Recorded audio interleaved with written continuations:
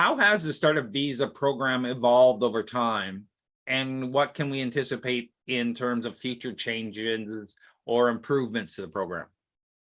Okay, perfect. So let's start with the first part of the question, the evolution of the startup visa program.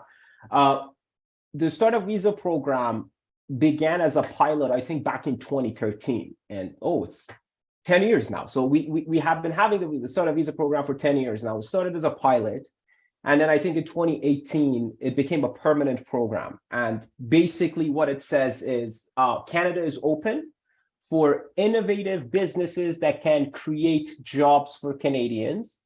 You can be up to 5 applicants per one business that can apply to get a letter of support from a designated entity. That's requirement number 1 for the startup visa program. Then you have to show that you have the language proficiency of CLB5, and there's a ownership requirement in that business, which says that the applicants must own more than 50% of the business, and each applicant alone should own more than 10%. And the final requirement is you have to have enough settlement funds. And settlement funds meaning you have to have enough money for the first year of coming to Canada. There is a chart starting with $14,000 for a family of 1, and it's increasing by as your family size increases. So that's the startup visa program in a nutshell, right? You have 4 requirements. You have to have a letter of support. You have to have language requirement. You have to have settlement funds, and then you have to own the majority of the business. So that's how the startup visa program started, and that's how the startup visa program pretty much functioning right now. When we started, the startup visa program had 3 types of designated organizations. So we have venture capitals that can give you a letter of support. We have angel investors that can give you a letter of support, and we have incubators that can give you a letter of support. Legally speaking, the VC, if they want to give you a letter of support, they have to commit to investing $200,000 in your business. Angel investors, they have to do $75,000 in the business. And incubators, there is no minimum investment commitment to give you a letter of support. When the program started back in 2013, we had 32 venture capitals. Right now, we have 28. So that's interesting, right? So we have less venture capitals today than we had when the program began. When the program began, we had 6 angel investors. Right now, we have 8. So about same, but incubators is very interesting. Back in 2013, we only have 14. Right now, we have 51. So it's like almost 3.5 more number of incubators that we have today.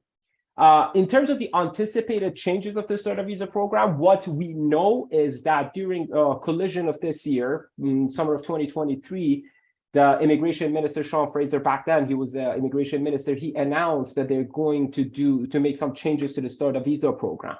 The most important, in my opinion, is that they want to give out work permits now to everybody in the applicant group. Before, with the startup visa, you could have applied for permanent residency, and while you were in processing, you could have also applied for a temporary work permit, allowing you to come to Canada while your permanent residency application was in processing. But the requirement was not everybody in the group can get that work permit. To get that work permit, you had to be designated as essential. Essential basically means if your application is refused, everybody else's application is refused, but the point you get is that you could apply for the work permit. Now they're saying we're going to give work permits to everybody in the startup group. Not only we're going to give work permits to everybody, but we're going to give 3-year work permit. Before it was 1 year. So after 1 year, you had to go through the process of renewing your work permit. Now they're promising that we're going to give work permits to everybody in the group, and they're going to be for 3 years.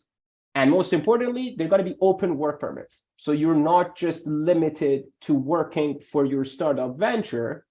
You can go work for somebody else if your startup is still hasn't gotten enough traction to pay you a salary and you want an income supplement. You can go work for somebody else using your open work permit. So that's one anticipated change that we're hoping to see before the year end, as the ex-minister promised in Collision 2023. The other thing is one of the biggest problem, and I think the biggest problem with the startup visa program right now is the processing time. Right now, we're looking at 37 months, right? So the minister said, we're going to come and create a priority stream. We're going to prioritize startup applications that have capital investment, and also that have letter of supports from this network of designated organizations under Canada Tech. Let me just make sure that I have the name right. It's this network that if your designated organization is part of, it's Canada's Tech Network. That's what they call it. So if your DO is part of that network, you're supposed to get priority. So these are the changes that we are anticipating for the startup visa program.